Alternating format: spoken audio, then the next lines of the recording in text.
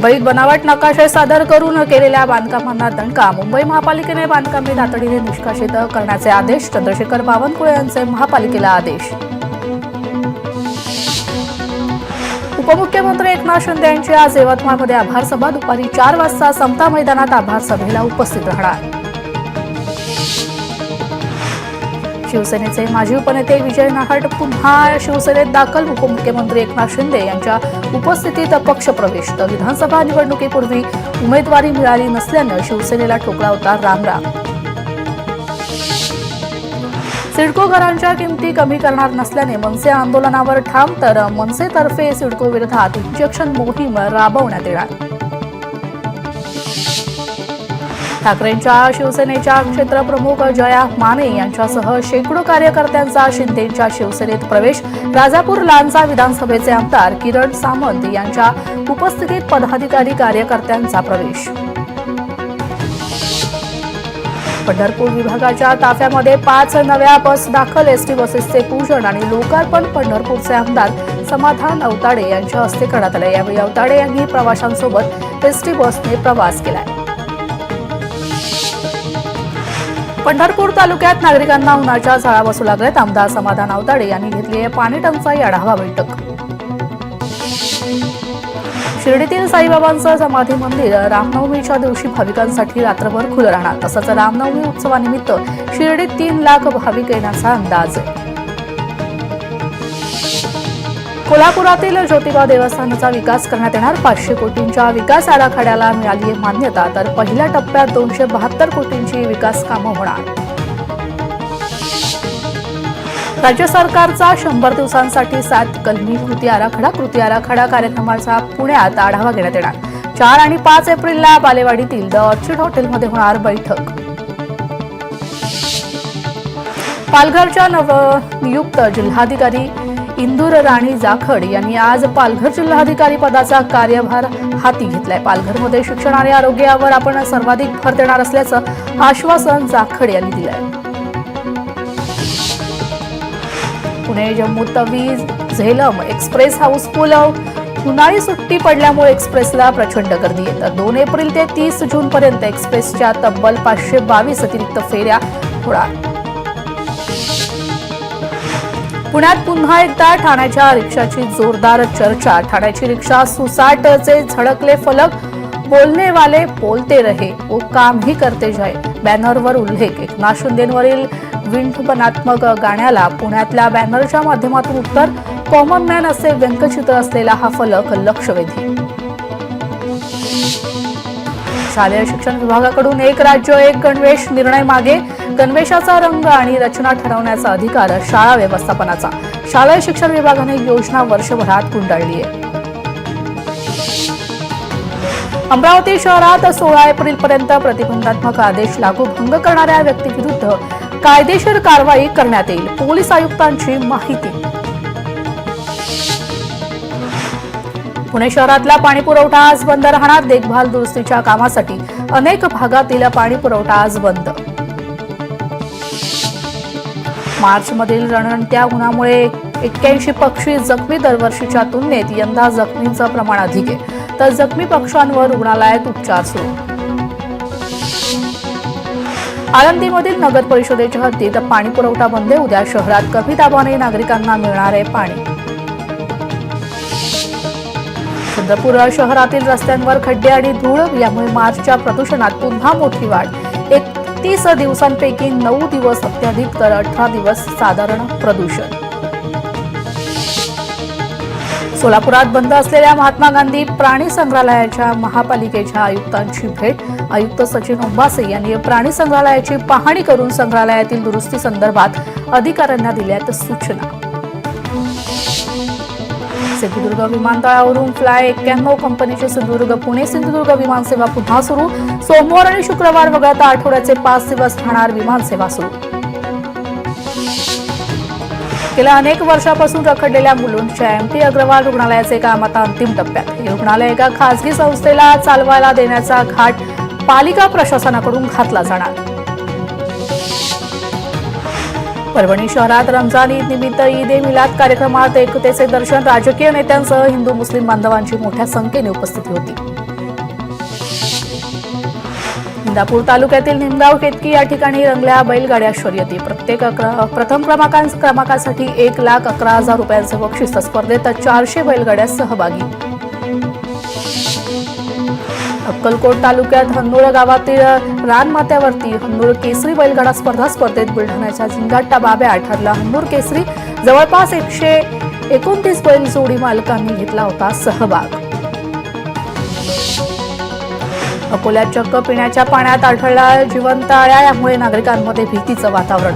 पिण्याचे पाणी दूषित असल्याने आरोग्याच्या समस्या उद्भवण्याची शक्यता आहे.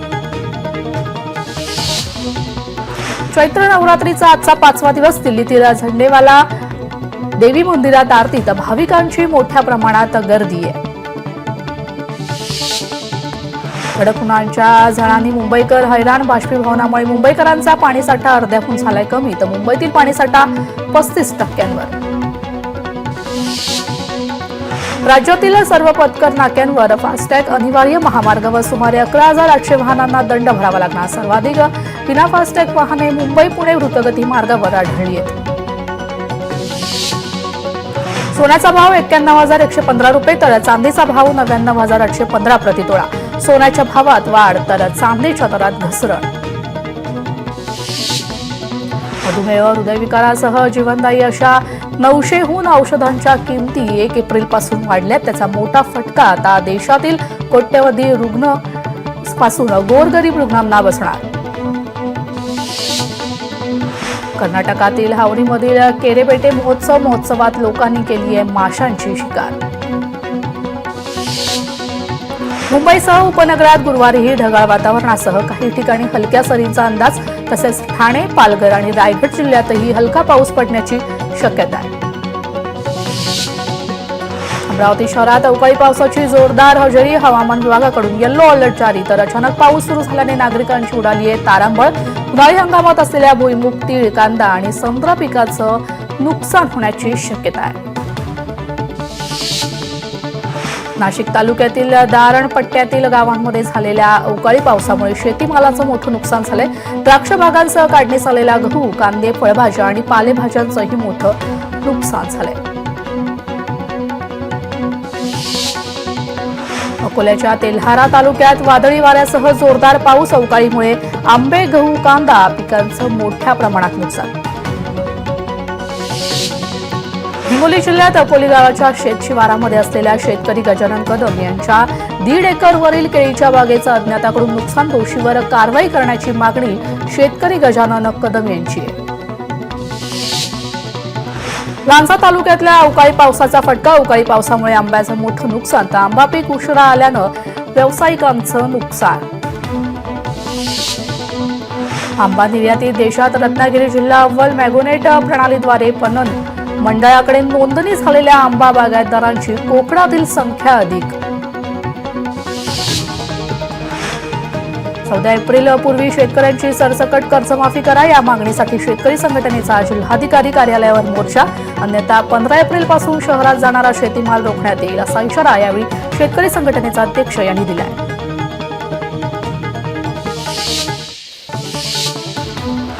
मुंबई गुन्हे शाखेची मोठी कारवाई. मुंबईतून 7 पिस्तूल आणि 21 जिवंत काडतुसासह 5 जणांना पोलिसांनी अटक केली. आरोपी बिश्नोई गँगशी संबंधित असल्याचा पोलिसांना संशय. नाकाबंदीमध्ये वाहनाप्रमाणेच तपासले जाणार आता मोबाईल. समाजात तेढ निर्माण करणाऱ्या पोस्ट संदर्भात 15 गुन्हे दाखल. क्षमता समितीच्या बैठकीत पोलीस आयुक्त प्रवीण पवार यांचा इशारा. छत्रपती संभाजीनगरमध्ये चोरीच्या घटनेत वाढ. गंठन मंगळसूत्र चोरीच्या घटना वाढल्यात. गेल्या 2 दिवसात 3 घटना समोर आल्यात. छत्रपती संभाजीनगरमध्ये मुलीने वडिलांचे 11 लाख रुपये पळवलेत. महिन्याभरानंतर मुलीने परस्पर लग्न केलंय. वडिलांनीच मुलीवर चोरीचा गुन्हा दाखल केलाय. महाड दापोली मार्गावर शिवशाही बसचा अपघातात 3 प्रवासी किरकोळ जखमी झालेत, तर ब्रेक फेल झाल्यानं ही दुर्घटना घडली आहे. लोणावळ्यातील INS शिवाजी आणि नागफणी सुळका या परिसरात 2 बिबट्यांचा मुक्त संचार. बिबटे CCTV कॅमेऱ्यात कैद झाले, त्यामुळे परिसरातील नागरिकांमध्ये भीतीचं वातावरण निर्माण. वैजापूर तालुक्यात धुमाकूळ घालणाऱ्या नरभक्षक बिबट्याला वन विभागाने पकडले. यामुळे परिसरातील ग्रामस्थांनी सुटकेचा निश्वास सोडलाय. यवतमाळमधील भेंडाळा नियत क्षेत्रात आढळून आलेल्या अर्धांग वायुग्रस्त वाघिणीचा अखेर उपचारापूर्वी मृत्यू झालाय. अमरावती नागपूर महामार्गावर ट्रकचा अपघात. मोझरीच्या निर्माणधीन वळण मार्गाच्या प्रवेशद्वारावर वळण रस्त्याचा अंदाज न आल्याने ट्रक पलटी. ट्रक चालक आणि वाहक गंभीर जखमी. युवासेना जिल्हाप्रमुख विक्रांत सहारे विरुद्ध खंडणी प्रकरणी गुन्हा दाखल करण्यात आला. कावेरी C5GV या कंपनीचे प्रोजेक्ट व्यवस्थापक यांना 5 लाखांची खंडणी मागितल्याप्रकरणी गुन्हा दाखल करण्यात आले. त्यामुळे राजकीय वर्तुळात खळबळ आहे.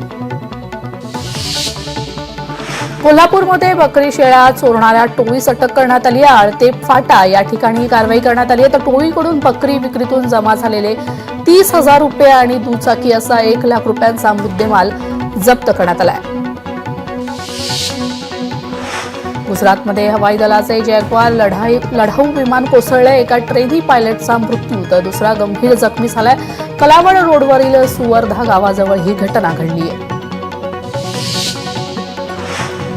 कॅनॉलमध्ये बहीण आणि भाऊ गेले वाहून. खटाव तालुक्यातील शिरसवडी येथील ही दुर्घटना. त्या घटनेनंतर राबवण्यात आली आहे शोध मोहीम.